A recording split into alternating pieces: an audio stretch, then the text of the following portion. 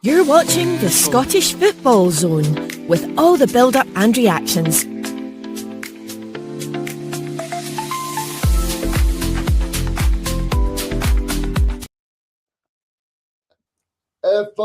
Thank you for joining us. It's that time again. It's Friday at 5 o'clock, and we're great to be back on the Scottish Football Zone. Thank you for joining me again, Alex. We'll be joined again soon by Michael. Yeah. Looking forward to getting Michael on as well to chat about everything that's coming up this weekend. Don't know about you, Reagan, but this international break is felt really long, even though it's not any much longer than the other one. But it's just felt long to me, and I'm happy to have the domestic stuff back. Yeah, I mean it's been long. It's been long, big time, but I'm just glad to get the club football back on it. Yeah, absolutely. A lot of interesting games this weekend. A lot of storylines in there. Derek McInnes, especially, going back to a club that people said he betrayed. The Kilmarnock fans are a lot of them are still not happy with him, calling him a rat and so forth. So that should be interesting. Obviously, it's a big week in the title race as well, because a lot of people see this game and this game for Hearts, and then the following game, obviously against Celtic, as if they can get through those, they are serious contenders. Yes, but to be honest with you, Alex, I don't really see it like that. I think there's a long, difficult season because, as we've seen with Rangers, those matches against Falkirk and Livingston, they can just be as difficult. But I totally see your point. Yeah, yeah, definitely. Uh, as see, to be honest, I like to build the story around it as well, but this I think it is a long season, and I don't see Hearts really challenging it in the long run. So yeah, but we'll wait to see. Obviously, with Rangers that you mentioned there this weekend, they're under the supervision of Stephen Smith, one of the youth coaches at Ibrox, as they have yet to appoint a new manager. And I'm sure we'll talk about that today on the show. But I've got some thoughts on that. It's been a bit of a fiasco. Yeah, I think we'll just start with the Rangers match. Tell me about your thoughts on it then. So it's a really important that Rangers, off the back of the sacking of Russell Martin, win. Just get off to a good start, no matter who's in charge. In terms of the managerial situation, it's been a bit embarrassing. I think the way the narrative's gone this time last week, we all thought Stevie G was signed, sealed, and delivered to return as the new Rangers manager. He then withdraws from the process, turns Rangers down.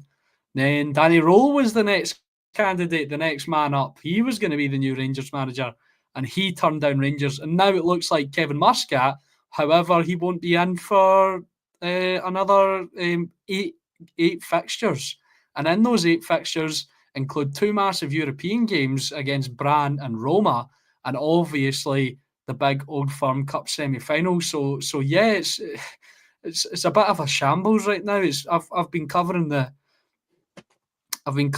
news this week on TikTok, and it's someone, a new name every day, a new twist in the tail, and it's been really, it's been really exciting from like a news perspective, from like a journalist perspective. But as a Rangers supporter, I'm sitting here and going, what is going on with the club?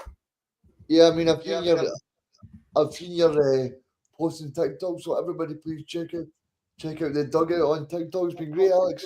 Been really good. I appreciate that, mate. I do my best. I just I did one the other day that I went to Ibrox and got some interviews. Two guys talking about Kevin Muscat who were actually from Melbourne, so they can give a little bit of perspective on that as well. So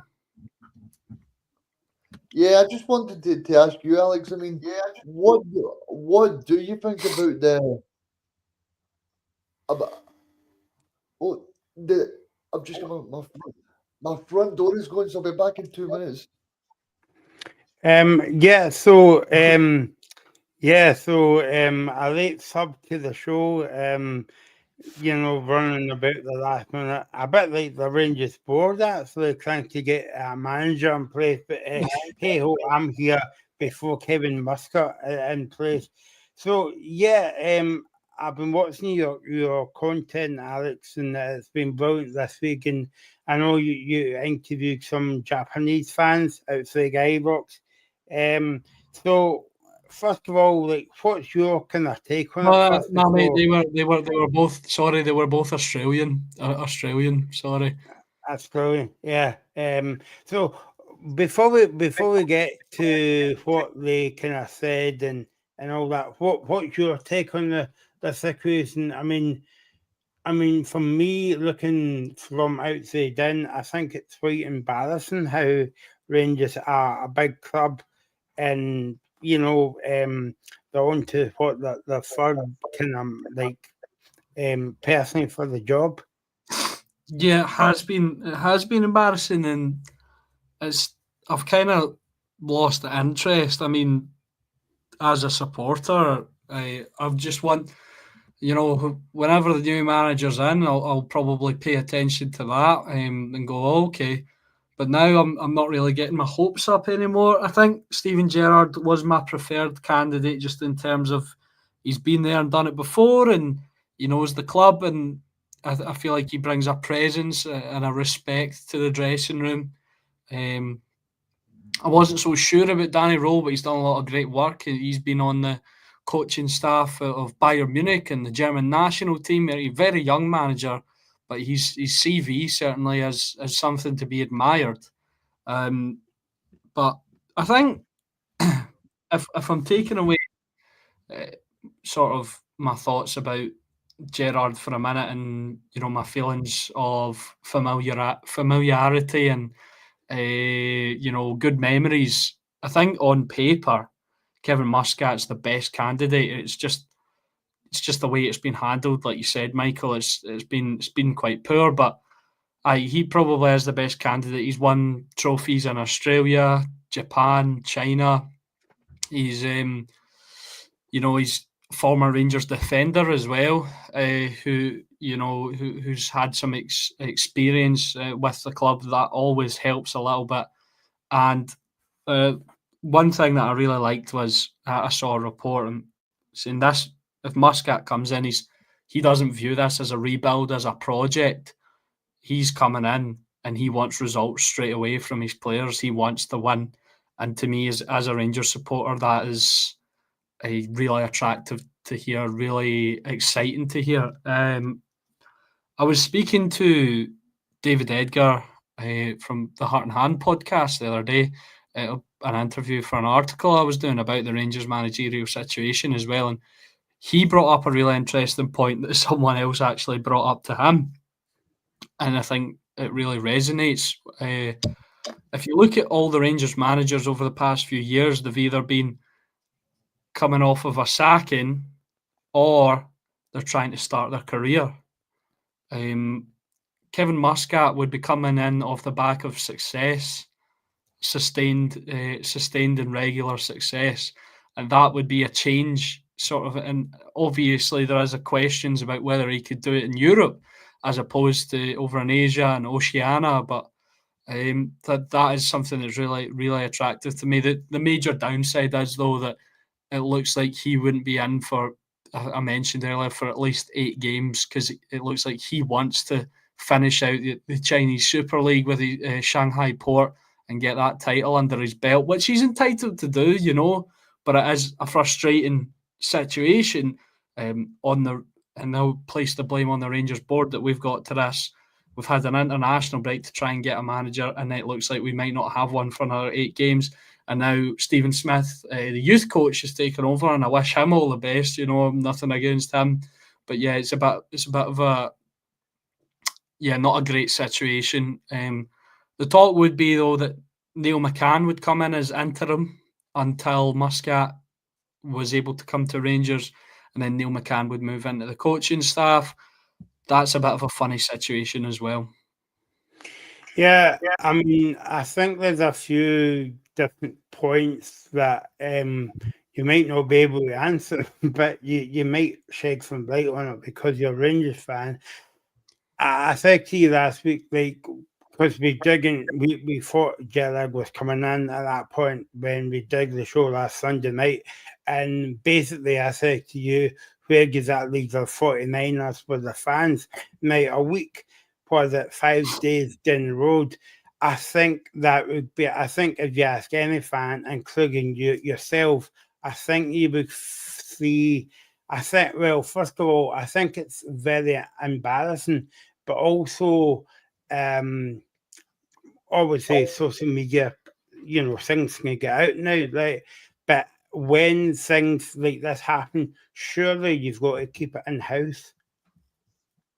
Yeah, that's a really interesting point. Yeah, it's the controlling of the narrative, and I'm not going to take credit for that. That was from another interview I did with David Marshall. He writes for Inside Ibrox and does stuff on Heart and Hand as well. So yeah, the controlling of the narrative from Rangers has been really poor, in the way the fans have sort of been misled by that narrative twice now. But I don't think Danny Rowe was reported as being, basically the new manager like Gerrard was, but he was certainly the leading favourite. And it is really, yeah, like I mentioned earlier, I think it's a good word to sum it up: a fiasco, a circus. Yeah, it's been terrible, and I'm not putting in all my eggs in the Muscat basket, because, to be honest, the way it's gone so far, and all the talk about the previous two like leading candidates, I don't know if you'll. Like, I read a report the other day that said apparently he's already agreed the deal. He just, like we said, he wants to win the Chinese Super League, hopefully, and come to Rangers. But I'm not really believing anything, to be honest, that I'm hearing like that, because you've been misled a couple of times. And I know, obviously, that in between that time that they've got Celtic in the semi-final, and obviously they've got a couple of European games before. One European game, I think it is, before Muscat comes in, and as well. But Reagan, where do you stand in the whole fiasco at Rangers? I think I just find it strange that Stevie Smith has been put in charge for the moment, because I totally agree with Alex in terms of Muscat, but I think if Muscat is going to be the man, and that's been reported by so many great journalists in Scotland, right, Alex? And I just feel, for me, if Neil McCann is going to be the number two, surely we get Neil McCann straight away to get to work. Because for me, if Rangers lose that game tomorrow, they can wave goodbye. But I think for me right now, Rangers are still in a good shout to win this Scottish Premier League title. Really? For me right now, yes, because I just think that Celtic are not in great shakes at the moment, and to be honest, you'll be able to hear my opinion later on. I think that Stuart Kettlewell will make it very difficult for the Jambles this weekend. Yeah. So I think that if Rangers can get their act together, then they could definitely win this title, Alex. Because I was very lucky to be at Celtic Park for that match against Motherwell, and I just felt like Motherwell were absolutely fantastic. And I think if Celtic continue to play laboured, to play stressed, and they're also, I think there's boardroom problems there as well. So I don't think that's going to help Celtic either. So I don't think it's going to be straightforward. So I just think. Sorry, Regan. So I just think from a general Scottish football point of view, I think there's 3 teams that can win this title this season: Celtic, Rangers, and Hearts. Yeah, that's interesting. I've counted Rangers out personally, but as much as Celtic haven't been performing to the levels, and as much as how good Hearts have been, and as maybe they will fall off, you never know. But as much as basically, as much as Celtic haven't been performing to the levels of we've come accustomed to seeing from Celtic teams, is it would take a monumental turnaround. The Rangers would need to come out the blocks firing and win. They would need to win every single game, and it's not just getting the results; is you need the performances there. Because I can't pick one like really good Rangers performance in the league this season. There's nothing I've seen to suggest. Russell Martin got a lot of the blame, but the players need to shoulder some of the responsibility as well for what was on the pitch. So I mean, I'll take it, mate. If we come at the end of the season and we're doing a show talking about Rangers winning the league, I'll take that in a heartbeat. But I don't see it personally. Do you not feel like that if Muscat really gets Rangers going, there could be a challenge? Because I just think that, okay, you're able to think, right, wait, what you're seeing right now, but Muscat has showed over periods that the clubs that he's been at, that they actually win things, they actually do well. Yeah, he does. He does get success. Mm. I would maybe quite agree with that comment there from Graham, but I get his point. I get the over exaggeration, but yeah, Regan, maybe I think that is one of the main first things, though, based on the way the season has gone, is because I think the title would have been there if we'd Alex, got the appointment right in the summer. the big thing for me, Alex, is do you really see this Celtic team going to Easter Road, going to Tynecastle and doing well? Because for me, I don't. I think I think Celtic will have moments during the season where they will slip up simply because the squad is not strong enough. The squad is not strong enough. Yeah, I think they will slip up, but I don't think anyone will. I don't think Rangers will turn it around so well that they'll manage to catch them. And because I think the only realistic way that Rangers do win the league is if Celtic, drop points everywhere, not everywhere, but in multiple games, and then Rangers win almost every single game and need to win the remaining old firms. And it is difficult. And then we're talking about Celtic and Rangers, and I know you might have a point about Hearts later on, but Reagan, about what you think is going to happen in the Kilmarnock game. But we're talking about Celtic and Rangers. Hearts could well be up there. I think the fans are still quite. They're just enjoying it right now because there's been false dawns in the past for other clubs, Hearts in particular. Good 7 or 8 years ago now, if my memory serves me correct, but they were in a similar position previous. I think that famous one at Tynecastle, Kyle Lafferty scoring against Celtic.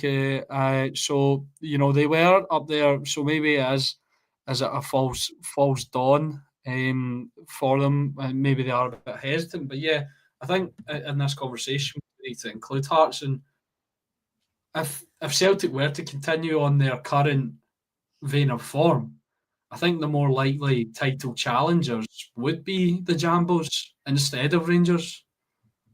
Yes. A couple points before we move on, guys. Right, I think it's very interesting about if Neil McCann does come in, right?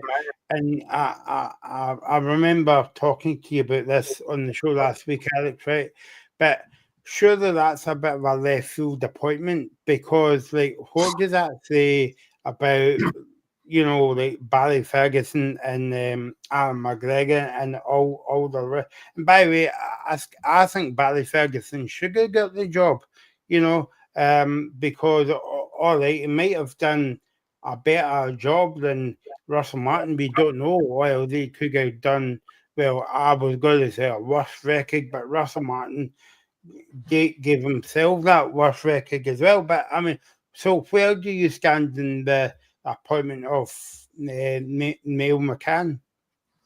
I think Neil McCann is he's a good coach, and he's not a good. He hasn't really done anything in management to suggest that he's good. I think if my memory serves me correct, his spell at Dundee was unsuccessful, and you know I think to come in and sort of take care, it is risky. Just what Graham's put in there. It is a huge risk to wait for an appointment of an actual manager. Although I don't know how this would work though, because I'd imagine Muscat's full focus is on Shanghai Port. But if he was in communication, if he knew this was what was going to happen, and if he was to be in communication with Neil McCann, if he gets the players going the way he wants before he gets in the door, that could be beneficial in the long term. But it is risky. I'd rather have him in the now, and just sort of get that. Do you think the Rangers fans are happy with that, Alex? No, I don't think the Rangers fans are happy with how this has played out at all, and it's just compounding the misery of the season. You know, most of what I've seen and most people that I've spoke to, their understanding of Muscat's situation, but they want, in terms of aiming their sort of anger at the board, they want a manager in now. So I'd probably rather have me in charge than Martin back as caretaker for a month. But yeah, they want a manager in it. I want a manager in now, and yeah, it's not ideal. It's far from ideal. It's a very risky situation, and I'm struggling to see a scenario where in these games where we're waiting on him that it works out. And it's still not, confirmed whether he will be. A lot of reports suggesting that he is the man, he is going to be the man. But like I said earlier, we had that with Gerrard, and we had that with Danny Rowe. Kevin Muscat, it is frustrating. Yeah, I've rambled on a little bit there. Dundee United is the opponents tomorrow. By the way, Rangers have got a game tomorrow against Dundee United. Just in case you think Rangers weren't playing a game of football this weekend. Dundee United are the visitors coming to Ibrox tomorrow. Reagan, what do you think Dundee United's game plan will be tomorrow?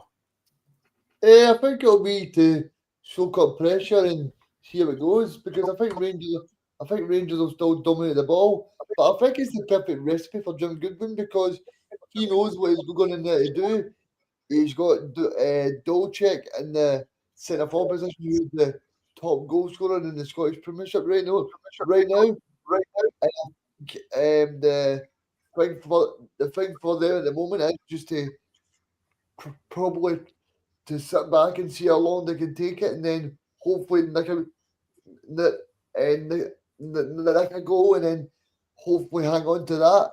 But I think for Rangers, I think they'll be just looking to get back to winning ways, because that was a very difficult period under Russell Martin. And I think as well, I think it's difficult for them to really comprehend what happened this season under Russell Martin. I think it'll be a very interesting watch. Alex, I don't know if you saw Stephen Smith's press conference, but I was very impressed by him, and looking at some of the comments from Rangers fans after the press conference. he spoke as though he's been at press conferences for a wee while. He had the right answers. But basically, he was saying it's going to be a tough game tomorrow, but it's not all about me, it's about the team. And I think that's the right thing to say. Yeah, it is, and I'd imagine that, you know, maybe having him taking charge for a little while might be a little bit of a blessing in disguise, because obviously he works with the youth team. He's used to building players up, getting confidence up, because a lot of young players, a lot of young men coming through the ranks might have self doubt. They might they might need a little bit of help, and maybe getting back to basics. And obviously that's just really positive thinking from me. Optimistic, positive thinking, but maybe just getting back to basics and back to just helping them realize that they are decent players. A lot of them are decent players, and getting a wee bit of positivity around will benefit them. It will be a tough game tomorrow. Dundee United are really unpredictable. They do have quality. Regan mentioned Ivan Dolcek. Sam Dalby. No, not Sam Dalby, sorry. Zachary Sapsford. I keep getting the two of them confused when I'm talking about them. I don't know why, even though their names are completely different. Zachary Sapsford, he's a decent player as well. Obviously, they've got the likes of Will Ferry, Ryan Strain, and yeah, they are really unpredictable this season. So you don't know which Dundee United team are going to come out, and I think that's a scary element to it. And you don't know which Rangers team is going to come out either, though. But we might see the best performance of the season tomorrow. We might see more of the same. Paul Donaldson's watching the show. Welcome to the show, Paul. Making a comment about Celtic. Well, is making the comment here. You're going to upset Alex here on the Friday night. He says Celtic will win the league. Every season, nobody outside Glasgow will win the league as well. All I would say, Paul, was subscribe to the YouTube channel, because I know that you watch the show of the week. So if you subscribe to the Scottish Football Zone, and that goes for anyone watching the show tonight, the Scottish Football Zone on YouTube, the numbers are going up. Yeah, to subscribe to the channel. So final word to you, Regan, on this game tomorrow. Because we've actually spoke about the Rangers situation for about half an hour and about 5 seconds on the game tomorrow. But do you think Jim Goodwin and Dundee United will be getting Rangers at the right time? Because obviously Rangers aren't firing in all cylinders at the moment, but also because of what's happening off the field as well. I think so, because I think they'll probably fancy their chances to go to Ibrox and try and take something from the match. But I think I'm going to go against what I said there. I think I'm going to go 3-0 to Rangers. I don't know about you, Alex, but I'm going to go 3-0 to Rangers. I'd take that in a heartbeat. I'm still not so sure.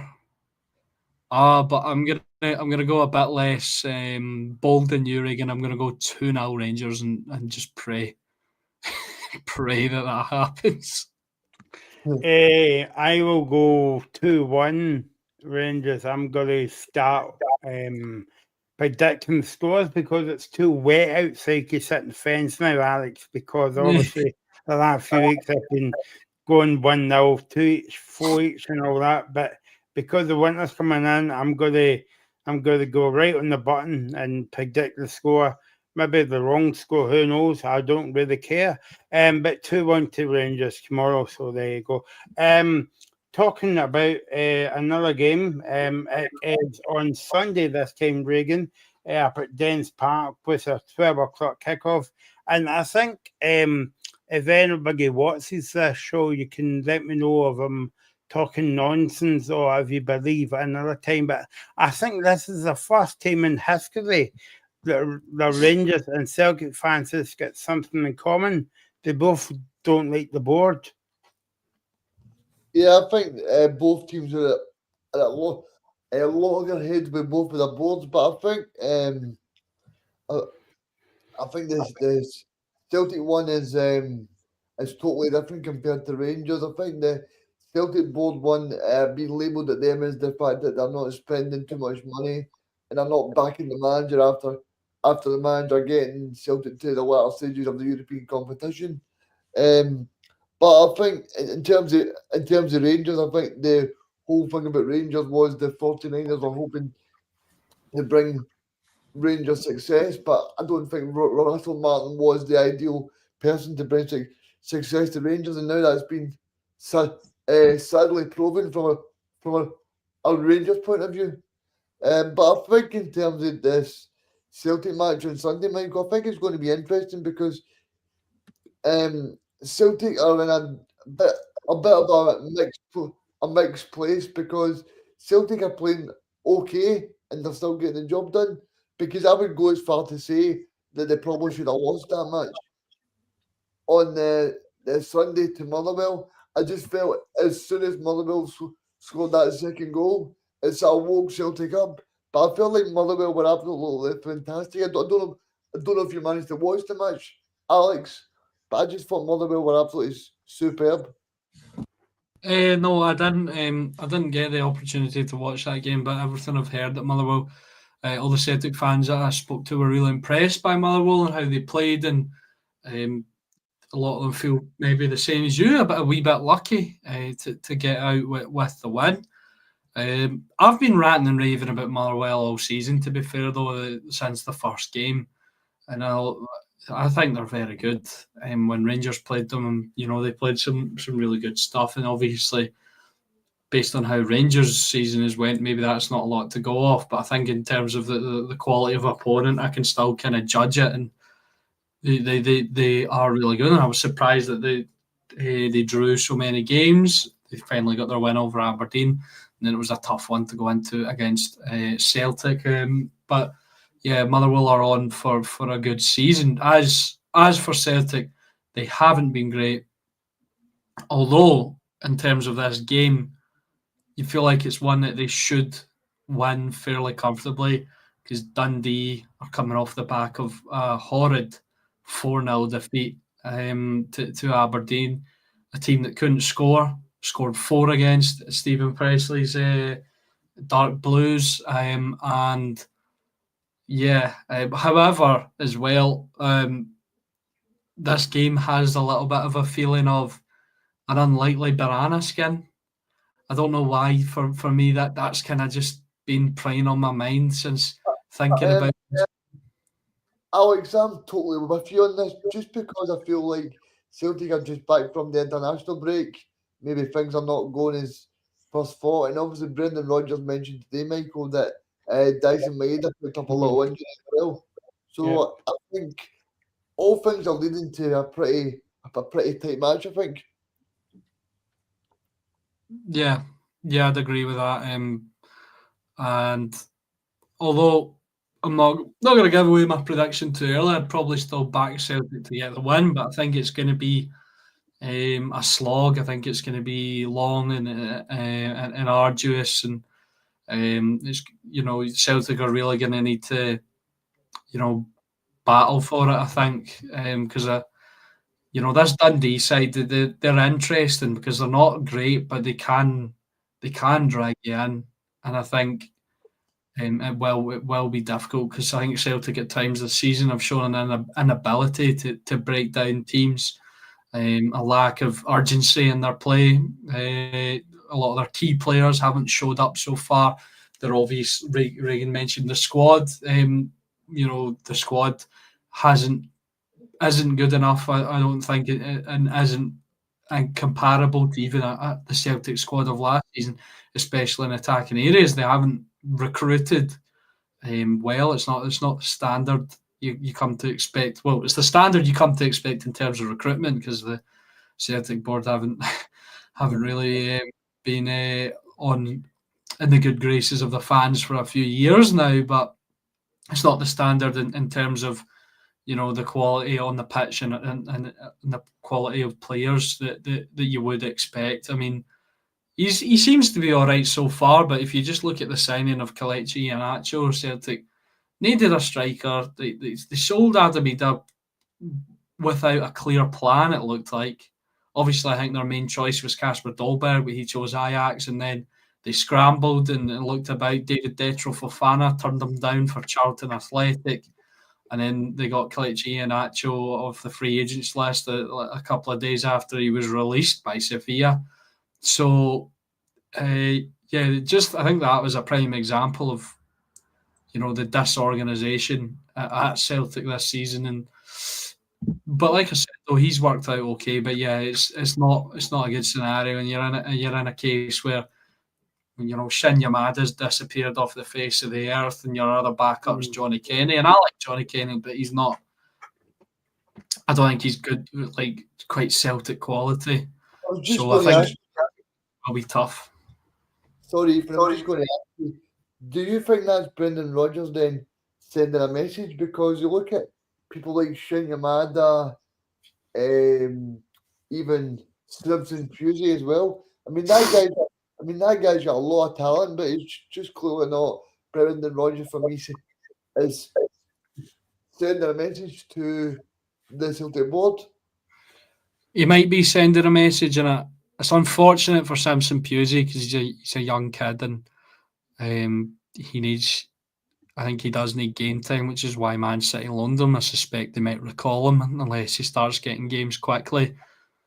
But if I'm being selfish, and Michael will probably agree with this, if I'm being selfish and if I'm thinking patriotically, I think Brendan Rodgers has done the right thing because, you know, Dane Murray's a great young player, and we've seen it with the opportunities he's had. And, you know, a big complaint of you know, that up here has been we've been developing England's youngsters instead of our own. So yeah, I mean, nothing against Simpson Pusey. I mean, you know, I'm sure he'll go on to have a really good career, and hopefully, if he does get recalled and he makes that move, he does get good game time and stuff like that. But I think Brendan Rodgers has done the right thing, and you might be right, Reagan. He might be sending a message and going. He might have said that he didn't need him, or he was looking for a better quality centre back on a permanent basis rather than a loan for a young player, a good young player, but a young player. And maybe he's going, well, if you're going to do that, I'd rather just develop the good young centre back I've got here. I won't use this guy. Shin Yamada is a really strange one. He looked good in pre-season. He got a few appearances in the early stages, and he's just disappeared. And, you know, I think Shin Yamada is 25 as well. It's not as if he's like one for the future. So it's an interesting scenario. And I used the word fiasco earlier to describe Rangers' managerial sort of search. I think it fits perfectly for sort of Celtic's transfer situation and their recruitment. I think as well, Reagan, as soon as the board heard that news today about Maeda, and Rodgers never mentioned about how many weeks he's out for, but he travelled home to play in the kind of international kind of like setup, even though he knew he was going to be out the games. But I mean, the board must be going, oh no, hopefully this doesn't come back to bite us.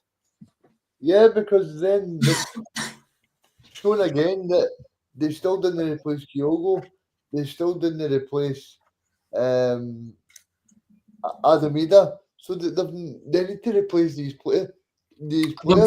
Sorry to jump on you as well, but they've not really replaced Nicholas Kuhn either. They don't. They're not really an out and out sort of right winger. You know, all the talent you've got on the wings is on the left.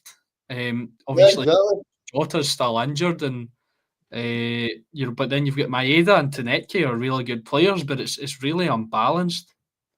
Yeah, and Celtic knew for months Alex, that Jota was going to be out, so there's no excuse for that. Yeah. Yeah, But, no, yep.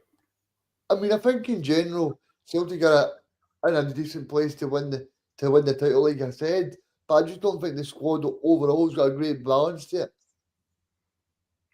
No, it doesn't. It really doesn't. And regular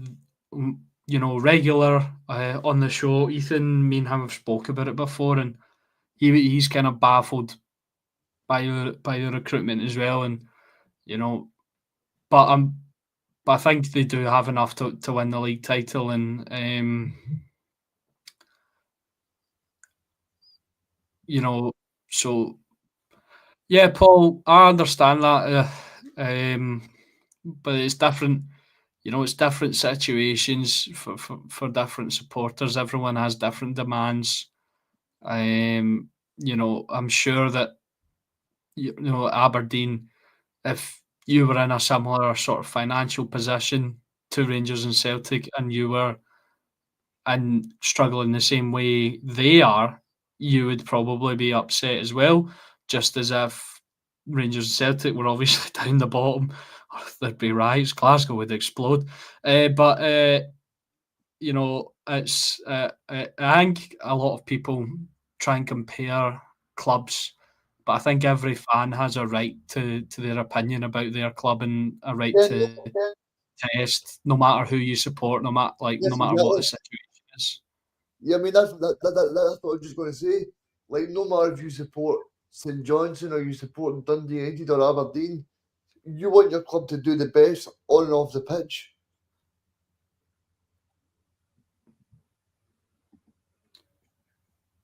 You would think I would know now speak when the microphone's shut, but I spent about 2 years doing that as well. But as for kind of like Dundee, am I right in thinking that the last time Celtic went up there, it was a 2-each draw, Reagan, and that was a Wednesday night? It was a free draw. Free draw, yeah.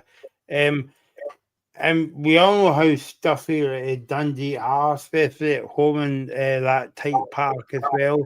Because I remember it was 2 seasons ago, Celtic was struggling, and it took them to 15 minutes to go when James Forrest came on and scored the winning goal, and I think they won 3-1 that game as well. So it's going to be difficult. Yeah, it is. And I mean, Dundee have a pretty bad start to the season, but they've still got dangerous players there, like Simon Murray, Danda, people like that can cause Celtic problems. So I mean, what are you expecting from Celtic on Sunday, Alex? Because it's going to look very unbalanced on Sunday, because obviously Maeda's was the striker. It wasn't brought into Celtic as a striker, but he's out the team. Yeah, I think from Celtic on Sunday, it's going to be, we're going to see an actual start through the middle. It's interesting, although where I think he'll deploy the other players, because Maeda's not great off the right. I think you nullify the threat of Tenetke if you play him off the right. But I think you need to have them both in the team.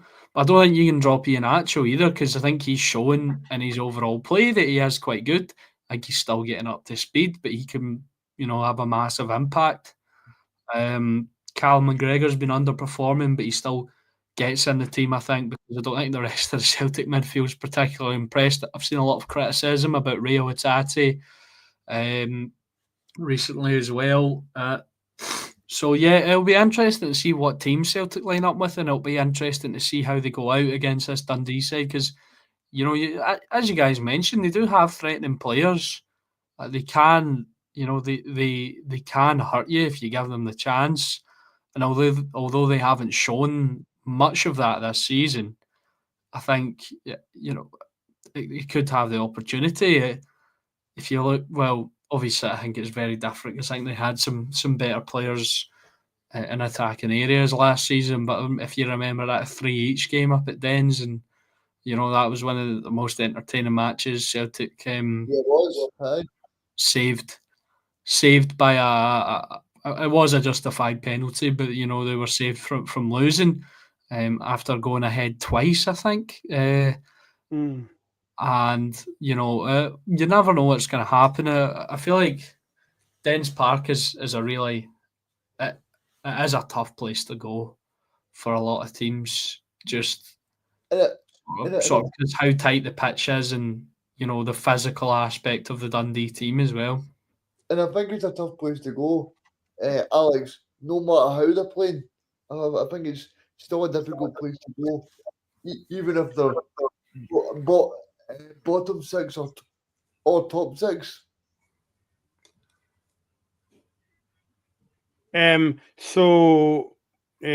Score predictions, guys, for this one. Dundee Celtic 12 o'clock on Sky. That's the only game I'm going to mention Sky tonight. Reagan. I'll go for Dundee 1, Celtic 3. Oh, Alex? I'm going to go for Dundee 6, Celtic. Dundee 1, Celtic 2, I think. And I will again come off the fence because it's getting a bit nippy there. I will go 2-0 to Celtic. So there you go. I thought Alex was going to say that it's going to be Dundee 6, Celtic 7 on Sunday, but there you go. But yeah, as well. So I've got no idea when Maeda will be back. Brendan Rodgers never said it in his press conference, but I'm sure we'll find out as time goes on. Another game tomorrow night, a cracking game in Prospect. It's a Derek McInnes derby. I'm going to call upon Reagan come out against Hearts, and also there was talk of him this week going to Rangers as well, but I think that was a bit of a rumour mill on that one, Reagan. Yeah, I mean, personally, I think he would have been the perfect person to take over. I don't know if Alex has got a view on it, but I mean, for me, he's the perfect manager to take over. He's proved it at Shawspell, at Tynecastle as well. He's proved it at Aberdeen. He's proved it even when he was down in Ayrshire as well. So I feel like he was the perfect man to take it on. But I don't think for 1 second it would have went down with Graham and the rest of the Hearts supporters if he walked out on the club, being 11 points clear of Rangers and 2 points clear of Celtic. Yeah, I think he would have been crazy to take the job as well. Like, if he'd done it, I would have seriously questioned his motivations. I mean, I probably would have been happy with Eric McInnes, but if he'd come in, I would have been thinking, you could potentially be on for making history here. You could potentially be the first team outside the Old Firm since Sir Alex Ferguson, correct me if I'm wrong, and Aberdeen to win the league title. And if he had left, I think that would have been really, really, a weird decision from him. But he didn't. He hasn't, and it doesn't look like he is. He's committed to staying at Hearts. I'm sure the Hearts fans are really pleased with that. Looks like Craig Halkett's going to get a contract extension as well. He's been excellent this season, and it's it's been good for him so far. But I think this game against Kilmarnock's potentially going to be one of the toughest games of the season. It looks like Stuart Kettlewell's got Kelly up and running. They're playing some good football. They're winning games, winning tough games as well. Against the likes of St Mirren. Obviously, they beat Dundee United. Some really impressive victories from Kilmarnock so far this season. I think it will be really tough. Weirdly enough, I think this will be a tougher fixture than Celtic, just because of the story around it and about your sort of the fans' motivations as well. Obviously, they see Derek McInnes as a bit of a snake. Graham saying that I can see us keeping the same team. So that I can see us keeping the same team 3 games in a row. And it's what could they say that the saying is, Alex? If it's not broke, why? If You it know, ain't broke, don't yeah, fix it. exactly. Yeah, exactly. It's too late in the Friday unite now. But yeah, I know what you mean. Yeah. Yeah, Um, if it ain't broke, don't fix it, and I totally agree with that. You know, they are playing. They're playing really well. You know, they've got a good bench as well. And yeah, I don't see why you would change it.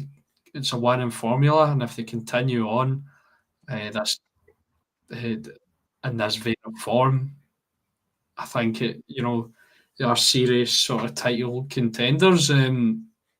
This is a massive game though. This and next week I think is the two biggest games of the season so far for Hearts to sort of prove that they are up there.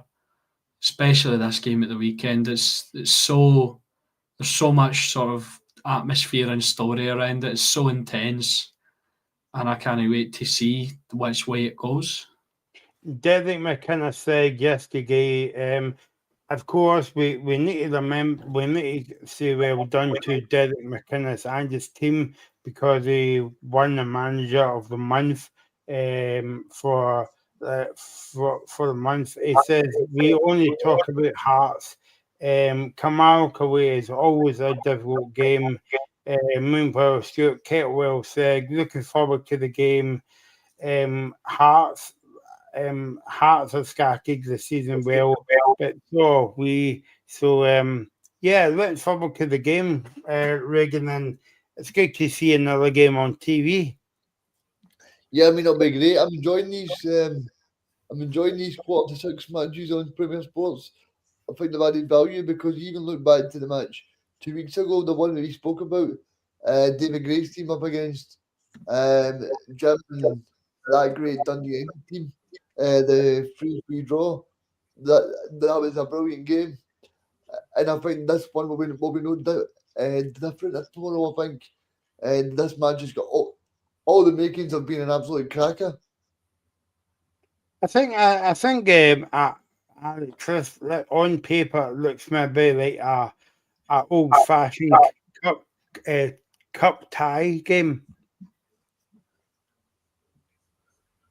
Yeah, yeah. Sorry, wee bit of jumping there. You guys, your mouths are moving, and I'm not hearing anything, and then I hear it a little second later. But yeah, it does. It has that feeling of an old fashioned sort of cup tie. Really, yeah. It's just it does have a really good feeling. There's a story around it. There's an atmosphere. There's a tension that you can feel. I think it's going to be a fiery game, and I'm excited to see what will come of it. But I think this is where. But I think that totally encapsulates why Scottish football is so good because there's so many good stories. I mean, people. I mean, I heard Talksport this week. I'm not here to talk for Talksport, but they just think that everything revolves around Celtic and Rangers. I'm sorry, but there's so many good stories here. There's so many good stories. I mean, look at this game, this week. You've got the championship. You've got so many good stories that are involved in Scottish football. Yeah, Yeah, I mean, there's more to Scottish football than Celtic and Rangers, and Reagan was saying about a certain top sport. But if you listen to, obviously we're not here to have a dig. Oh, maybe I am. At Top Sport, Alex, they cannot mention a player that plays for Hearts and plays for Hibs, but they can mention a player for Celtic and Rangers. That just shows you how ignorant they are towards Scottish football. And Reagan's right. I mean, if you look maybe in the Premiership or the Championships, there's a lot of stories to be told, but everything is surrounding Celtic and Rangers, and sometimes it gets a bit boring. Yeah, I think it's an engagement thing as well because in the English media, especially in Talksport and stuff like that, Scottish football as a whole barely gets any coverage. You're lucky if you hear something about Celtic and Rangers, and they don't give us the time, which is why people, I'm not trying to say we're like activists or anything, but why people like us need to get the discussion going because people do want to hear about this type of thing. Mm. I remember growing up and looking on YouTube, there was barely any, and you are seeing more and more Scottish football sort of content creators, people getting opportunities.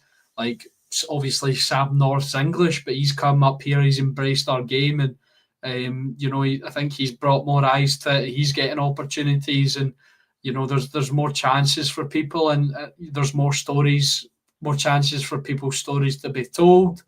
So yeah, I think it is a thing of engagement because, like, your classic, like I don't know, like a Newcastle fan or a Chelsea fan tuning into Talk Sport, they probably don't want to hear about St Johnstone's Championship title challenge, and that's fine. But we want to hear about it.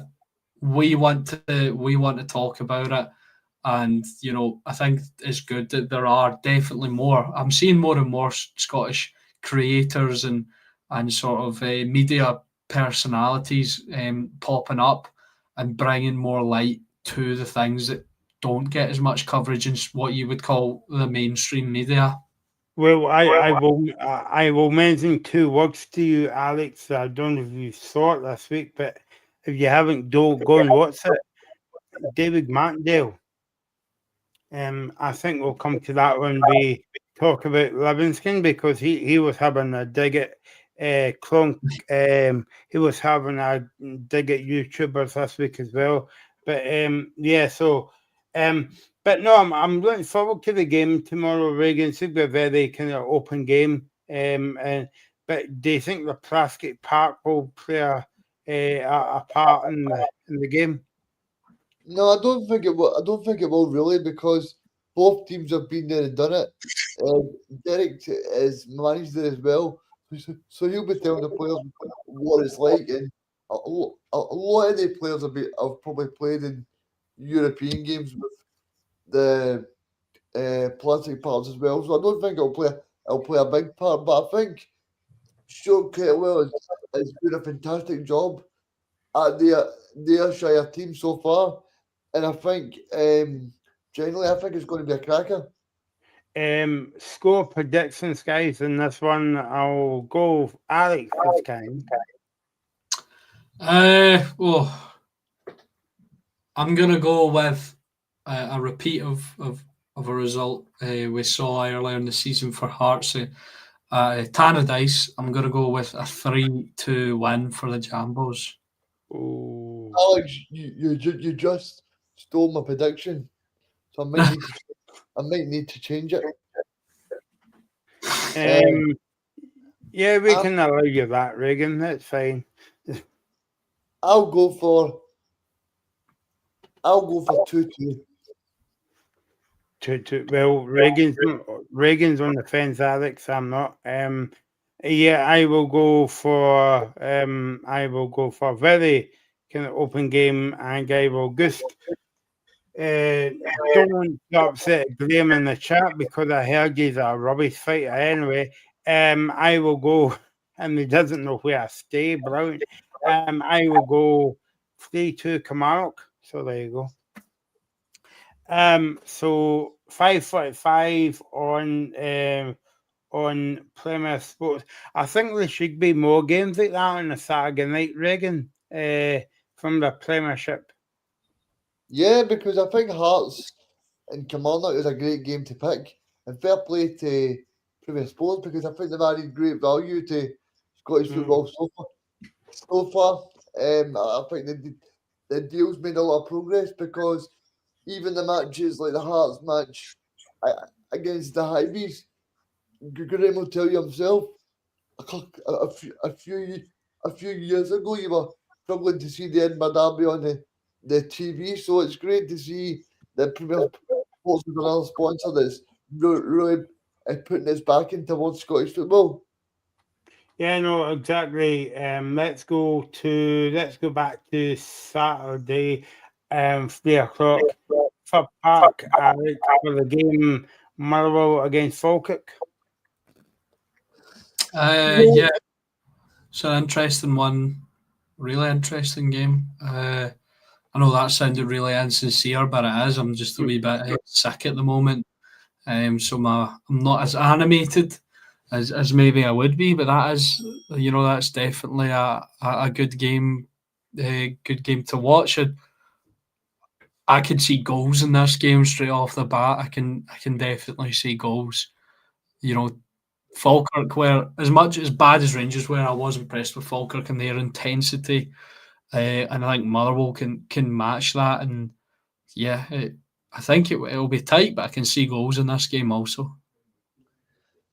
Yeah, I think it will be tight, but I think as well, Alex, I think there'll be both teams that will certainly play a great brand of football. So I think there'll be a lot of fans going along there that will be thinking this is going to be a cracking match to watch.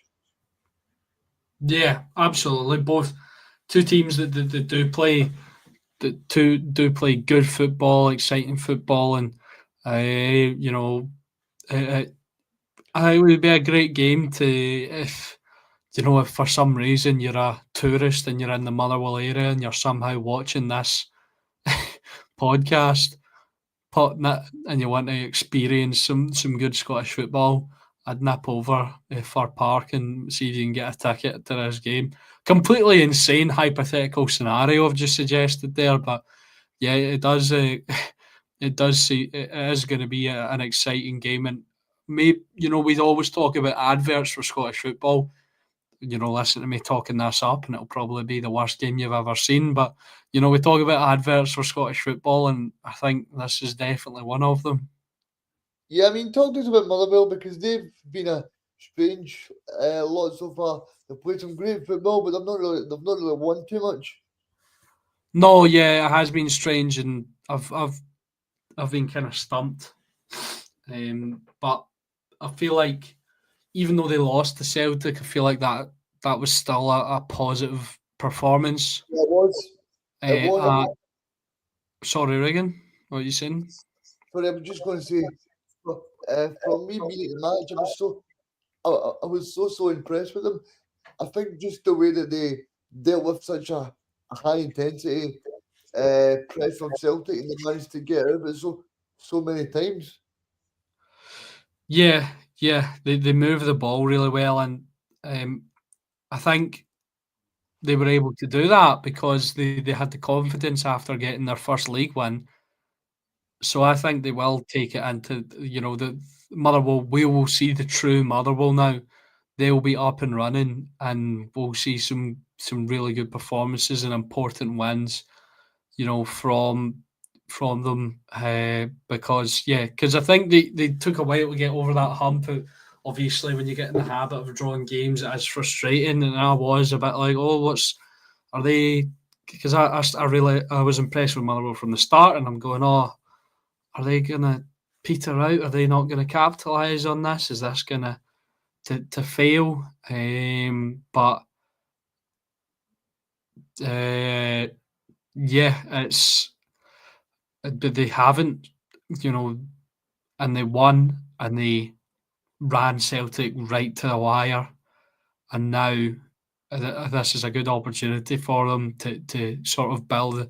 I mean, Falkirk are decent, but they are one of the weaker teams in the division, I think, and it is a good chance for them.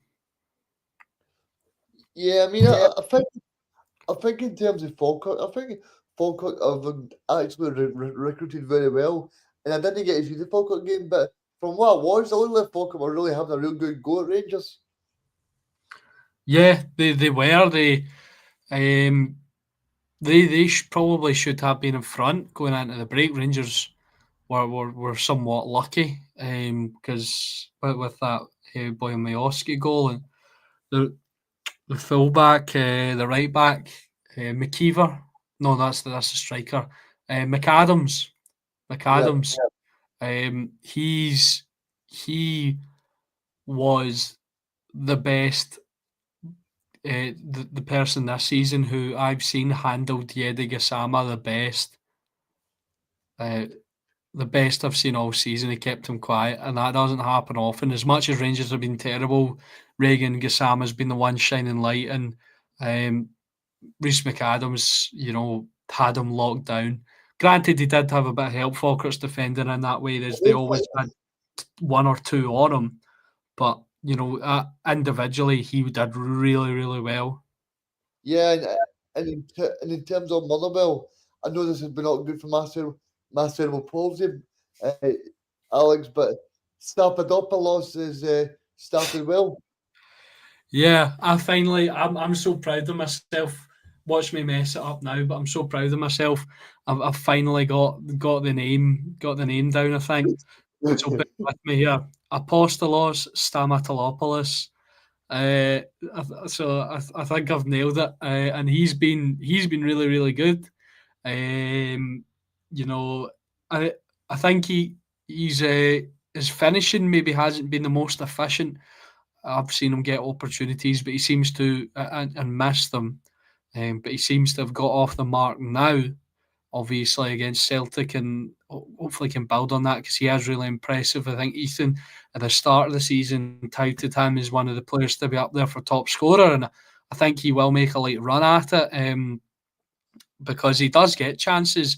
He just needs to be a bit more clinical, and maybe he was in a similar situation to the rest of his team as they needed to break their drawing streak, and he just needed to get a few goals under the belt. And maybe he'll start flying now along with the rest of the Motherwell squad. Yeah, I mean, have you got a prediction for this one, Ethan? Sorry, Alex. Yep.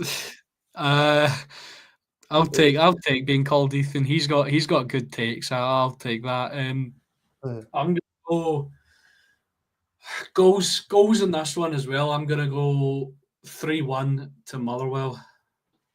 3-1 to Motherwell. I'm going to go 2-0 to Motherwell. Michael, what about you? Please take off the mask. Yeah,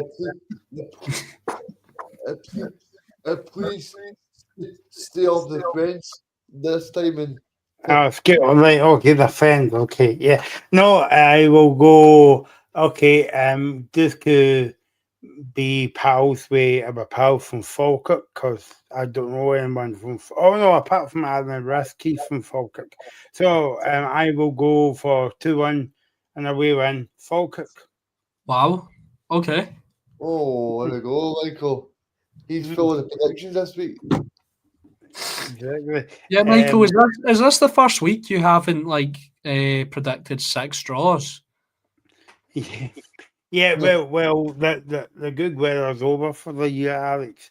I can at least sit on the fence during the summer, but not now.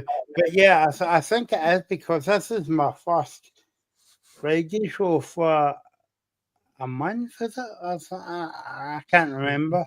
But yeah, so when I was away, something must have really changed my mind about, stop sitting on the fence and pick an away team or a home team to win, obviously, because there's two teams, if you know what I mean. So yeah. Falkirk, Motherwell against Falkirk. Let's go on to the St Mirren Aberdeen game. Paul Donaldson is still watching this. He made a comment early on about, before we get into it, he said we were chatting about the TV game, Reagan and Alex, and basically Paul Donaldson says, I don't like games being moved around TV scheduling too much. I have to miss the Aberdeen Hearts game next month because it's been moved to a Sunday. I don't know where that game is actually. I understand that in terms of fans, your regular fans that go to games and want to try and make everyone, but I think as a whole, having televised games benefits us as a league. You know, because you don't get many televised Scottish games, and especially with the ones on Premier Sports with the sort of late evening kickoffs on the weekends. Most of them are teams that aren't Rangers or Celtics. They're not like Sky, who are just picking Rangers and Celtic away games in the old firms. They are, you know, they're showing interest in the rest of the division. Yeah. Well, So pick it this way, Alex. I would prefer 5:45 kickoffs any day of the week over 12 o'clock kickoffs on the Sunday.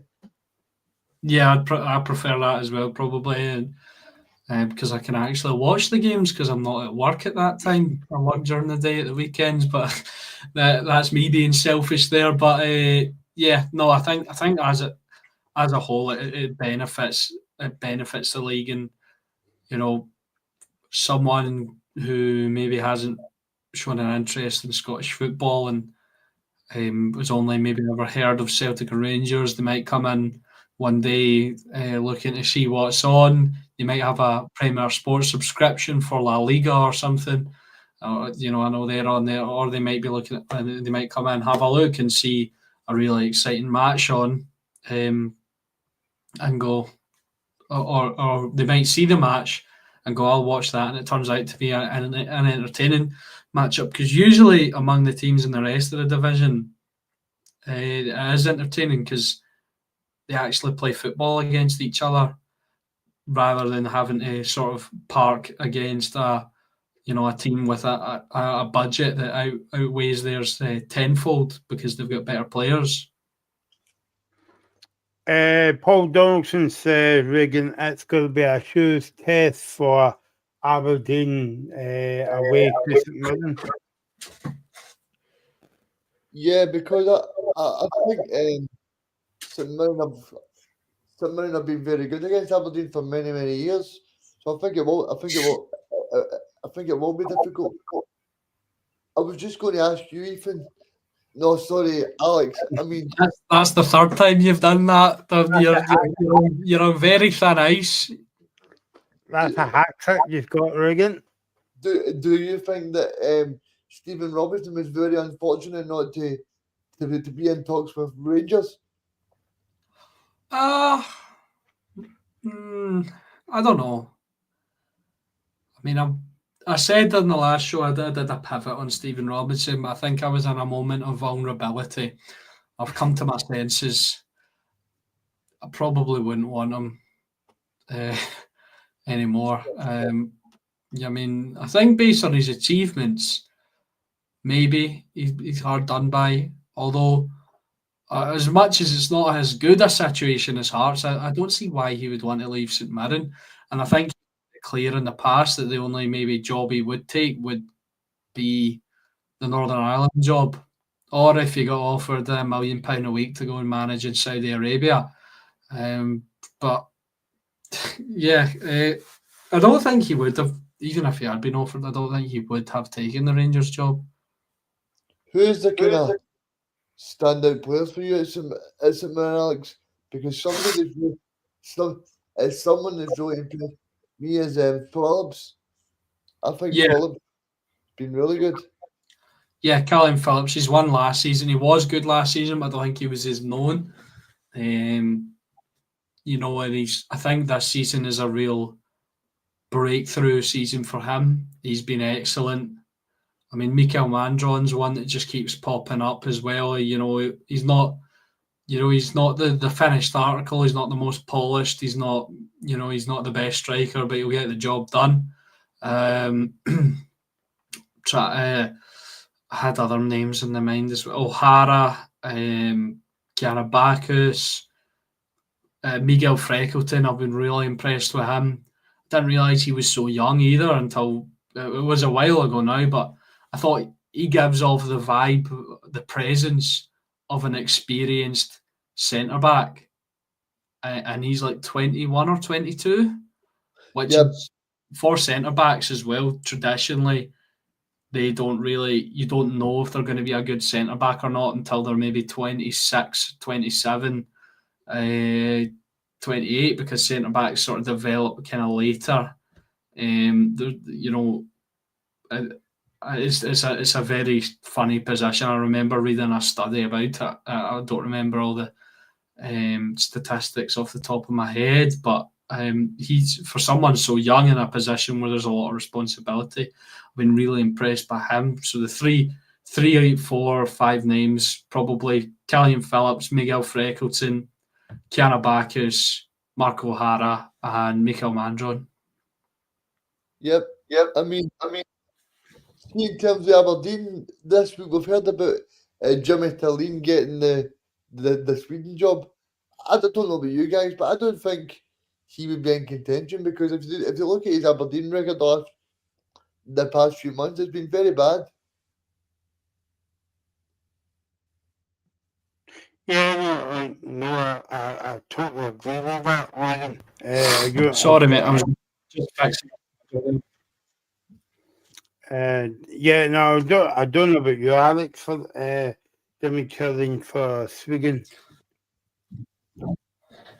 Yeah, I was a wee bit surprised. I wrote an article about it today for my university, and I was just trying to get the take. I spoke to Phil from Red Tinted Glasses. He wouldn't want Jimmy Tillene to leave either, and it was a wee bit interesting. I did a fan poll as well, and most of them think he won't leave, but it was quite close. I think it was 43% thought he would leave for the Sweden job, which was kind of and that was like 200 votes or something, which I thought is a bit kind of strange. And I think maybe he's just on the shortlist because he was on the shortlist previously, and Jimmy Tillene is sort of, if you look at his history as a manager, he comes into situations where they need to build from the ground up. Aberdeen were in a bit of a mess when he came in. I mean, they're still not great, but they did win a Scottish Cup, and you can't take that away from them. And yeah, I was a bit surprised to see that, but the Swedish national team sit bottom of their World Cup qualifying group. The only prayer they have of making it is through the playoffs, and they need to get playing really well. And he certainly have the players to do it. I mean, imagine going from, no disrespect to Kevin Nisbet, but imagine going from Kevin Nisbet to Alexander Isak and Victor Gyökeres. Yeah, you know what I mean. Just on that point from Paul there, that's interesting. Jayden Richardson has been excellent, and I've been surprised by that because he was rubbish at Aberdeen. And he came from Boreham Wood, and he's been superb. He's a name that I missed out in my list of maybe players to watch. I think Jayden Richardson's been fantastic. Do you think that he actually merits the job? Because for me, I just feel like, okay, he's won the trophy last season, but the record at the moment has been terrible. The record is really poor. I don't think he does merit the job, but I just think he's on like their radar. Maybe they know something about him that he would fit. So yeah, but I think it would be a bad time to leave for him and for the Aberdeen fans and the Aberdeen squad, because I feel like after that win against Dundee, there is something there. There is an opportunity to build. See, the thing for me though, I was thinking about today, right? Do you not think that maybe is the best time for him to leave, because he's doing terrible? He's won them a trophy, and it's probably the best time to go. Cheerio, and you'll always be welcomed in Aberdeen. No, I think if he left, football fans will remember this kind of thing. I don't think the Aberdeen fans would begrudge him taking the Sweden job, to be fair. Maybe Paul can shed some light on that if he's still watching, but I think I don't think it is a great time for him to leave. I think it would be a poor time for him to leave because, see, to be honest, Reagan, they have been poor, and I agree with everything you say.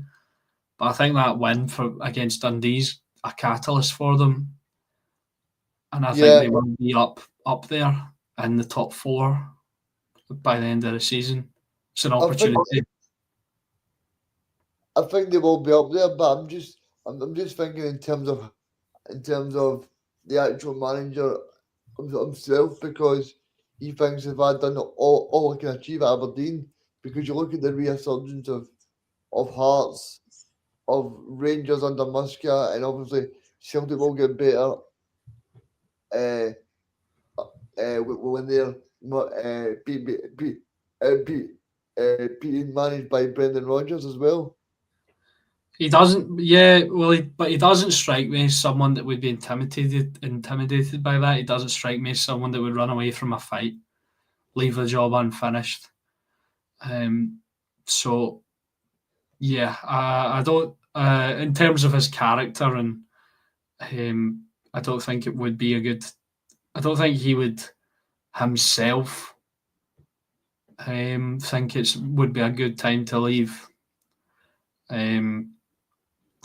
And yeah, I just think it leaves Aberdeen in a bad situation, because you know you mentioned your point. The record's not been great. It might be an opportunity to get rid of him, but there's no guarantee whoever they bring in will be able to keep it going. So I stick with the dance with the one who brought you. I like You that. know, and just stick with him, because I know that the domestic form's not been great, but bringing in a Scottish Cup, and he deserves the chance to keep going. And personally, this will probably be a bit surprised, but in my prediction, I've got another massive win for Aberdeen. Oh, interesting. But in terms of St Mirren, Reagan, you mentioned about Stephen Robertson going to Rangers as well. What do you make of the St Mirren's form under Stephen Robertson? I don't mean this season, but I mean the last few seasons as well. I think he's done really well, and I think Team Sphere probably going to Paisley. I don't know if Alex agrees, but I think when you see that on the fixture list now, you think, oh my God, this is going to be a tough game. I don't think every time you think someone are going to play well, but you think certainly that they're going to make it hard and make it tight for you. Yeah, I'd 100% agree. Every time you go up against St Mirren, especially in Paisley, you're in for a tough game. They won't lie down.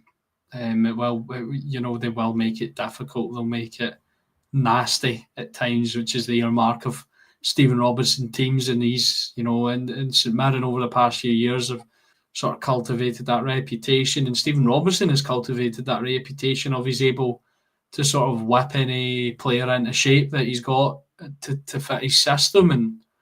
And he's been really, really, really good. Mr. Consistent. Yeah, I mean, I'm just seeing this point by Paul Donaldson saying that Jimmy Talene might leave for the job at the end of the season. Alex, right? And I totally get that sentiment, but I think Sweden need a manager now. Yeah, that's what I was just going to say. They're not going to hang around and go, right, we'll make sure you get a job at the end of the season. They're struggling at the bottom of the World Cup table. Yeah, they need someone now, an instant impact to get them through, to get them even with a chance of qualifying for the World Cup. So I'd imagine it would be seen as a massive failure because, maybe with the exception of Zlatan Ibrahimovic in the past, I don't think Sweden have ever had a better sort of chance in terms of the Yeah. players that they have. Yeah, I mean, they've got amazing players. They've got Bugval, they've got Isak, they've got Jokeres, they've got loads of players, even Carlson at Aberdeen. So many good players.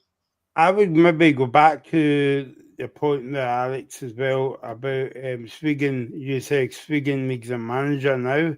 I would maybe argue the point and turn it back to you. Rangers makes a manager now. Yeah, we do. I think I've made that clear. We desperately need a manager now. But the board are going to do their own thing. I don't have all the answers. You said you're turning it back on me as if I'm going to try and speak for the Rangers board and go, oh no, we've got a process. We need a manager now. But so does Sweden. Point stand.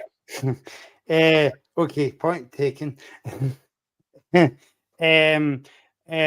Yeah, Reagan, St Mirren is a very stuffy team, and I think Paul Donaldson might know this better than me and you and Alex, but I think Aberdeen has got a very poor record in Paisley the last few seasons. I think they have, and I think that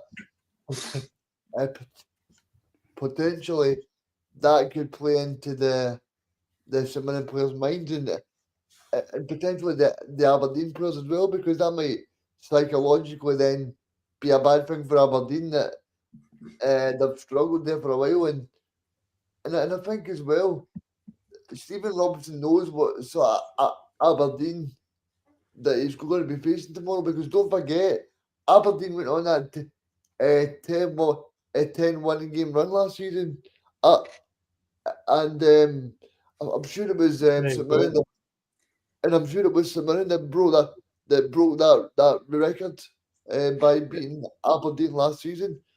So there's Paul Donaldson saying Aberdeen's not won there in the last 7 out of the last 8 years there. So it just shows you that St Mirren have really built a reputation of possibly even a bogey team for Aberdeen. Well, I think it's going to be the end of an era. I think St Mirren are going to break the. No, it's not St Mirren. Sorry, Aberdeen are going to break the duct. The duck. The duct with a T.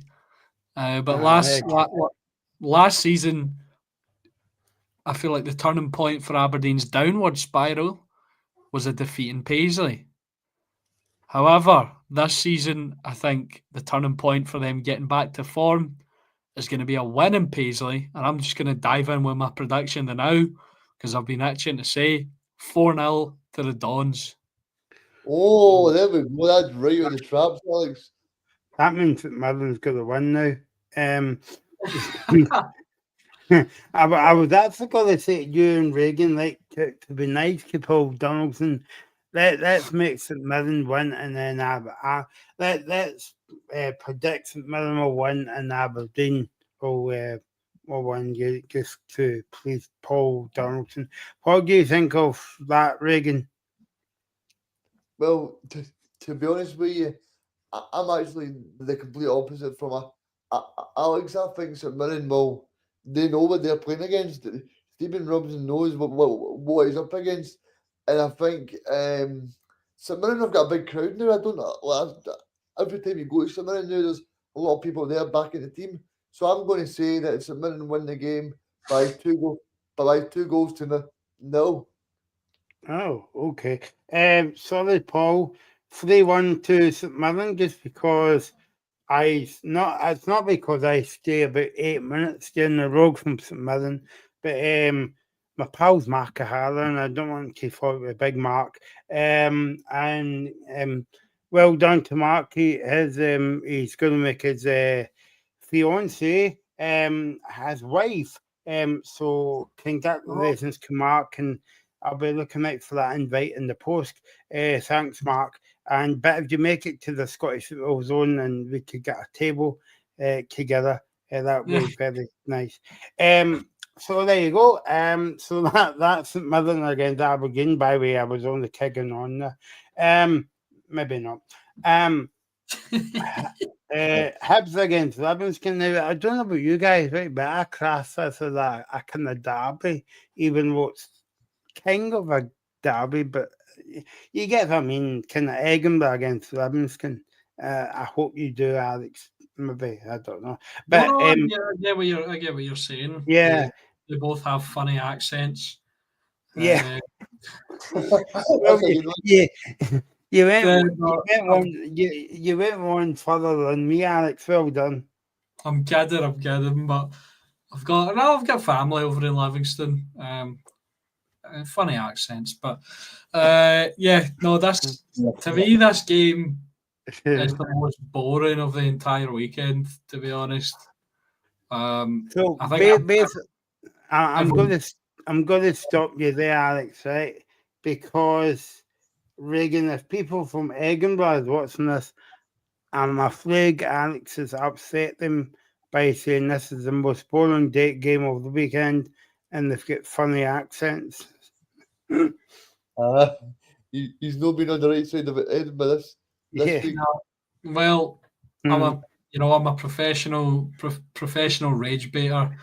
No, but this is a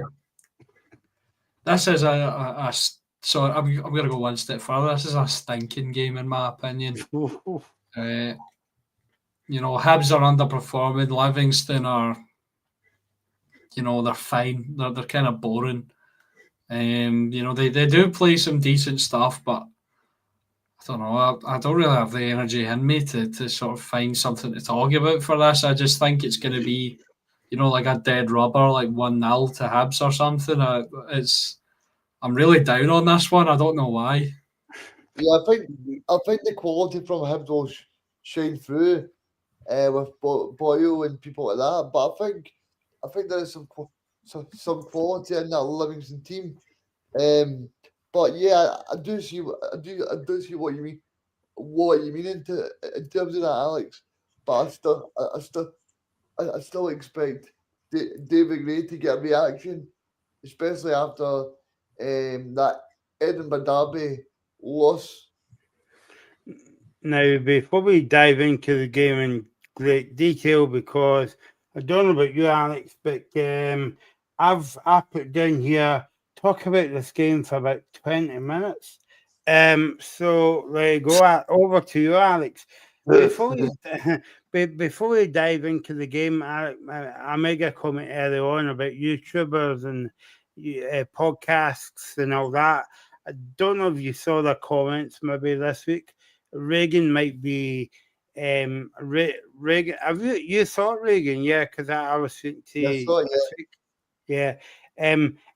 Just explain to Alex what Mr. Martindale was saying to like all the kind of like YouTubers and content creators and podcasters out there in the big bag world. He hates us all. Yes. yeah, he was just basically saying that it's sort of negativity that we are bringing here. Yeah, but I think we are very positive about Scottish football. So I think I certainly chose the right game to rip into. Didn't I know. But I think David Martindale's got a fair point in terms of some places you look at are looking for clicks and stuff like that. I totally agree with that. They're looking for that. But there's some very positive places that you can look in terms of podcasts and YouTube channels or media outlets. And I think it's very unfair to say that that we downplay the game because we certainly don't. Mm. Yeah, Alex, that was a kind of left field comment from David Martindale. And if you haven't watched it, go and watch it after the show. But he was kind of like basically was saying that people that does that doesn't know what they're talking about. Well, I've never really claimed to know what I'm talking about. I just talk. So, well, I mean, I understand his frustration about that. Although he is quite good. I was at the SPFL Trust Trophy / Challenge Cup final last season, and I was on press, and we were at the mix zone from Martindale after the game, and it was quite good with me, and there was another student there, and because he's like, let the young guys get a chance, because all the older journalists were obviously doing their thing and getting the stuff, and That's great. he made sure so I don't think he's necessarily down on people trying and stuff. I think he just I understand his point about the overwhelming. So there is so much negativity, especially if he's been looking at Twitter. Davey, if you've been looking at Twitter, get off it. Come and watch our show. We'll be positive, except from this game, which I think is going to be really bad. But we'll be positive, and we'll hopefully do you proud. But no, he's a nice guy as well, David Martindale. And obviously, people will say stuff about his past and stuff like that. But I don't think he's entitled. We were speaking about football fans entitled to protest. He's entitled to express his opinion and thoughts about it. And it's the world he works in and lives in, and if he's got like concerns about it, and if he's fed up with things and it's his chance to voice it, I'd probably just let him do it. I don't think it's that big of a deal. No. And what about Hibs? Reagan going into the game? David Gray has just continued where he left off last season, and it was funny because between August and maybe November, we were saying that he wasn't fit to be in the Hibs job. But what do we know? Yeah, I mean, I think he's shown he's a very good manager, but I think the last few weeks their fixture list has been very difficult. I mean, if you look at it, they've played Rangers. I think if they go 1-0 up in that game, I think Alex will back me up that I think if they go 1-0 up, then it's a pretty different match. I think it then becomes a very tight match. But the fact that match then went not 0-0 again, then breathes new life into Rangers. And I don't think they were that bad against Celtic, but then the Celtic's quality just shone through as well. And then you look at the Hearts game the following week, and in terms of that, I mean, it was a very fortunate last-minute goal, because you would probably see on the balance of play that David Gray should have been walking away there with the 3 points. Oh no, that was another dreadful game as well. So, yep. I don't know if you could say any team may. I mean, I think Hibs maybe create more chances, but yeah, maybe they should have been. But I think Hibs need a win desperately, because they've been on a bit of a downward slide, and the players in attacking areas aren't performing as well as they should be. Their record £1 million signings disappeared off the face of the earth. A player we were also happy and high on at the start of the season, Kieran Bowie's dropped off as well, and they need something from this. And even if it is a scrappy 1-0 win, and they do need the chance. And no disrespect to Livingston, but I think this is the perfect opportunity, because I think Livingston are the side with the least quality in terms of individual players in the entire division. Yeah. So they might be well organised, well set up, and that's down to David Martindale, because he is a good manager. But if, like you mentioned earlier, Reagan, if Hibs' quality can shine through, it's a big chance for them to get a win. Yeah, I mean, finally, I know you guys don't know why we talk about this game, this match too much, but I think as well, it's important for the Highbies to start scoring more, because I think over the past few weeks, I don't think they've got their just rewards for some of the football they've been playing. Yeah, absolutely. I just want to pick up on one more point. I'm sorry, I'm not having a go at David Martindale here, Reagan, but what he said was another quote he said at the press conference was the American owners was over at the Rangers game, and he was saying that American owner said to him after the game, "What a brilliant atmosphere." But what David Martindale forgot to mention was, it was a brilliant atmosphere because there was more Rangers fans there than Livingston fans. So I don't see where See, to be fair, Michael, I don't know if seeing their sort of playoff run, and I don't know. I feel like I've noticed more of a noise at the spaghetti had in recent times.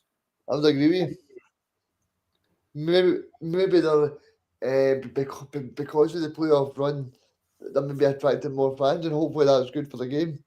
Because obviously, I think it's so difficult the fact that they're so close to Rangers, or so close to Celtic, or even so close to the big two clubs in Edinburgh.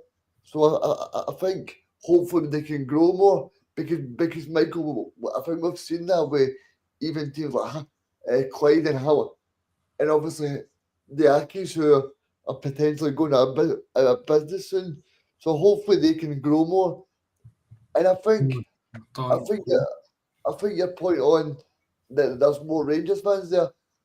I don't know if you guys agree, but I'm actually quite glad that Celtic and Rangers do take a big crowd there, because it means we're getting more fans in the stadium. Because, like, obviously, like, no disrespect to Livingston, but I don't think it's a good look.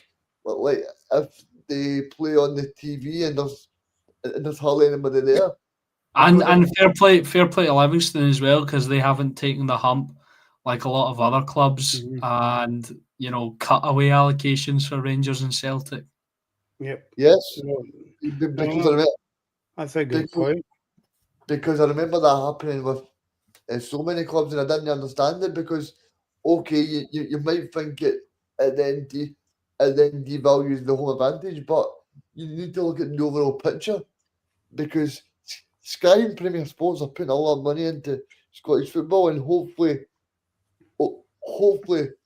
due over time, then we can actually get an even bigger TV deal from Sky Premier, or maybe even we can join, like to say, a Scottish Premier League TV, or a Scottish Championship TV, or something, where people can join in and pay money and subscribe, because I think that's the way forward as well. Yeah, as well. I think especially, one that stuck out to me is Tynecastle. That's that allocation is pitiful now, and it used to. I think it used to bring like a real atmosphere to that game, having the big allocation. But now that stand is quite a sad sight, because you have a section of seats covered up as well by coverings to separate supporters, and that's wasting tickets that could have been going to add to the atmosphere. Yeah, no, maybe Rugby Park as well, you would say, Alex, as well, because Rangers and Celtic used to get both stands, but now they get one stand. But when you look at the Chadwick or Moffat, one of the stands, the stand is half empty, and also Camargue's made like hospitality boxes up at the top bit of the upper tier, and that means that they would have to take away some seats to put in the boxes as well. I think one of the things about Kilmarnock though is one of the areas where the fans would, one of the stands where the fans would be in, is actually the accessible disability seating area. So, what are you saying, Regan? Yeah, I mean, I think that's a great point you made. The accessibility there has been absolutely brilliant. I remember going to Rugby Park as as a home end supporter and I think when let's say Rangers or Celtic scored, their fans might have been on top of you, but I don't know if I mean obviously you speak to Laurie as well, who tells you about the viewing platform at Rugby Park as well, and I think there's been great strides being made by so many clubs. Yeah, it definitely is better, and it's a good view, most definitely as well. And yeah, that is one of the concerns I would have because obviously it was that famous that famous sort of game, famous for the wrong reasons, when Rangers scored in the last minute and the disability area was trashed by Rangers fans jumping on the roof of it. Yeah, So yeah, that would be one of my main issues with maybe giving the other stand back, because now it is a really good sort of area. Obviously, there's still steps to take for a lot of clubs, and even Kilmarnock as well. Laurie spoke to me about a few issues outside of that, but it is good to sort of see that. And before I knew Laurie as well, I was so unaware of how little society sort of in general is like catered to accessibility. It's absolutely, I couldn't believe the amount of stuff, and I'm going, that seems like common sense, but when you don't think about it, and I'd imagine that's the attitude with a lot of the people who maybe are responsible for trying to make the people in power who should be making the decisions, is if they're not aware of it personally, then it's difficult for them to do it, which is why I think yes. talking about it is a good way to sort of raise awareness. Not that I'm trying to turn this into like a podcast about like an activism podcast, but I feel like if we get opportunities to discuss it, I think we should.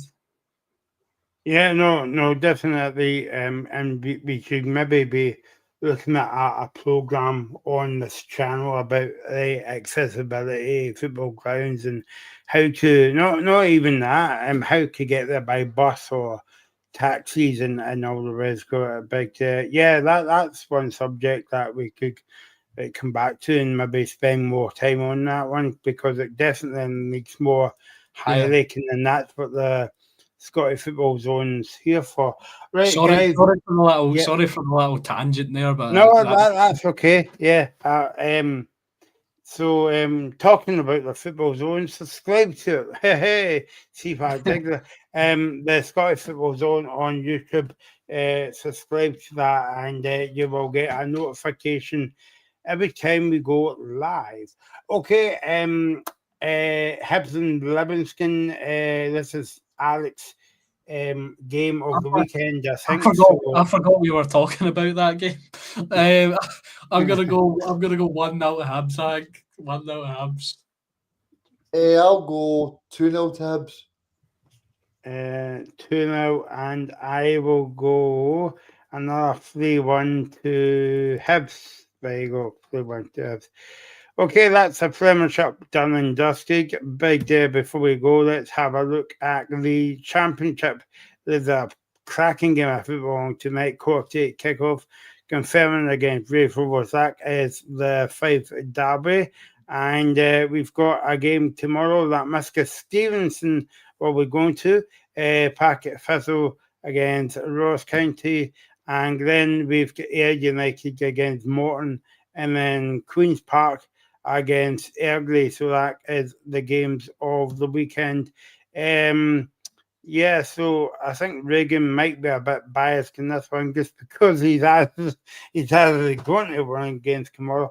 But what's the game of the weekend, guys? Yeah, I think that match for me at Partick Thistle tomorrow should be a good one, Michael. I'm looking forward to going along for the Scottish Football Zone, so it should be good. I mean, I think Partick Thistle started the season very well. I mean, that's why I've been so intrigued by the championship this season, because I just feel there's so many teams that can really play really well, because if you look at St Johnstone at the start of the season, I was thinking St Johnstone might do really well here, but then Partick Thistle are doing really well. Scott Brown's doing really well over in Ayrshire as well. So I think there's so many clubs that can do well. Obviously, you've got Neil Lennon at Dunfermline as well.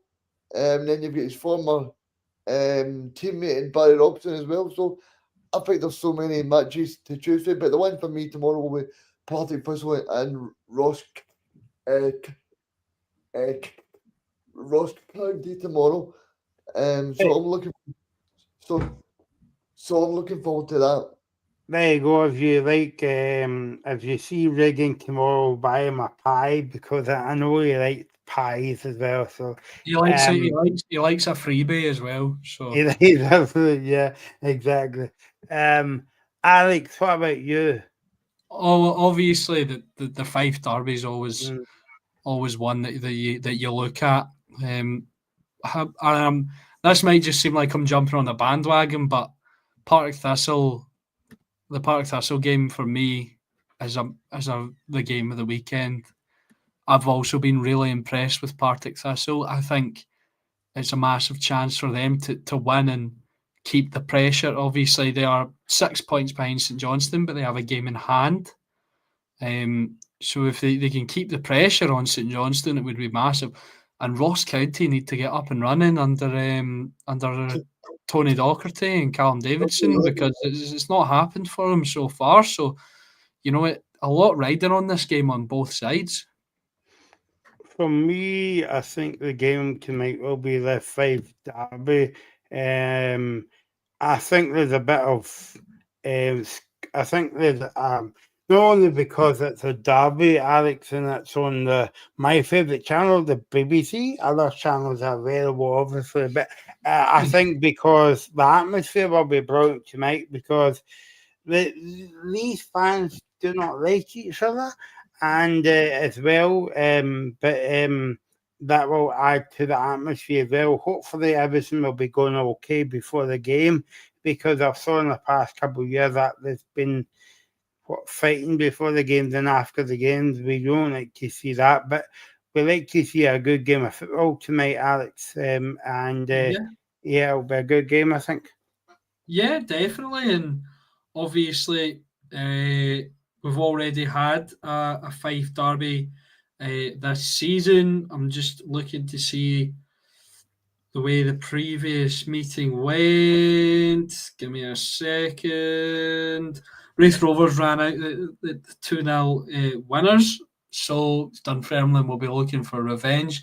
I've been really positive on Dunfermline this season, but they haven't been able to get the results. I think they've got a good squad. They've recruited interesting. They've recruited well. Young Andy Todd's impressing everyone. The Edgar Davids regen. So yeah, it is a really exciting game, and sometimes I do forget how much these two sets of supporters really don't like each other either, and that always adds an interesting element, a feisty element to the game. It should be a cracker along, like I said, along with the Partick Thistle game. But yeah, that's it was very close for me in deciding my championship game of the weekend, because I think the two of those games will be absolute crackers. Yeah, I mean, I just want to finally touch on that. And obviously, yeah. Sorry, Michael, I'm just going to touch on the match that I'm going to be at tomorrow. I think as well, you need to recognise as well that I think Mark's doing a fantastic job at Thistle, because if you look at it, when he first I think when he first got appointed as manager, I think there was a lot of people questioning the appointment, but I think he's doing a very good job. A very good job, Alex. Yeah, yes, he absolutely is. And maybe a few people were wondering how he would do after, obviously, Brian Graham kind of went, well, if you're not going to let me be a manager, I'm gone. And he moved to Falkirk, and Mark Wilson has done really well. And obviously, his previous managerial experience, I think, is and an Athletic, maybe he was at. Sorry, it was Brecon. Brecon, sorry, Brecon he was at, and he, not a lot on the CV there. He's obviously known for being a pundit on Super Scoreboard, but yeah, he's impressed me certainly with the way they've started, and they made a good showing themselves in the cup. Obviously, coming up against Celtic is very difficult, and no one can hold it against them for going out there.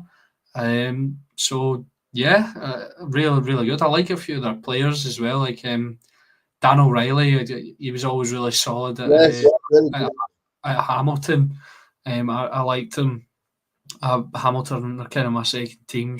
Bit of a sad situation right now there, but I always really liked Dan O'Reilly, and when he moved on, I kept an eye on him, and he's been really really solid as well. And also we've got the Ligas tomorrow. St Johnstone against Arbroath. Arbroath against St Johnstone.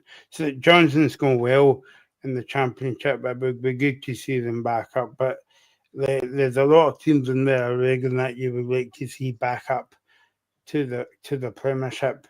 But on you go. Sorry. I mean, St Johnstone are playing a great brand of football for the opening games of the season so far, but I think the big thing for them, they've just been lacking in front of the goal the last couple of games. But I think St Johnstone have showed a real great idea of how to play football this season. But I think Valacari is a very good manager, and I think St Johnstone will go from strength to strength. I'd agree with that. Absolutely. I might. I know this is a bit late to give my prediction as well, because the season's finished and all that. But if I think if Valacari came in at Christmas before Christmas last season, you might have found St Johnstone still in the Premiership. Now I know that's not any consolation for St Johnstone fans as well, but I mean I quite like his brand of football, but also like going to his press conference every week, Alex, because he's very passionate about the game.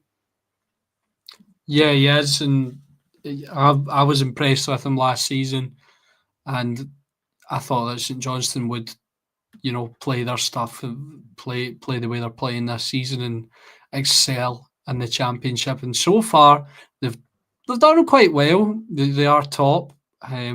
They have stumbled a couple of times, and Arbroath have been decent at the beginning of the season. Also, they're in contention for a playoff spot so far, and Gayfield's a difficult place to go as well. So it should be another exciting game. The Scottish Championship is producing once again this season, just unpredictability all round, and that's what we love. Yeah, I mean, I think it's one of those leagues that, of course, it gets the recognition from the Friday night matches, but I think it's a league that's so unpredictable, but that makes it so good to watch. Yeah. I think that's Alex says we love it. I hope he was talking about the Scottish Football Zone there. So you can subscribe to the channel, as I always say, every 5 minutes. No, I'm not on commission for this. Or maybe I am, I don't know. We'll be back on Sunday, and then we've got a busy week of European action. Rangers, Celtic and Aberdeen in European action on Thursday night for the European games. And we'll be back on Sunday looking back at the Dundee Celtic game, plus all the other games on Saturday as well. So thanks for watching. Thanks to Alex, and thanks to Reagan. Thanks for all your comments. And we will do it again on Sunday here on the Scottish Football Zone. You're watching the Scottish Football Zone with all the build-up and reactions.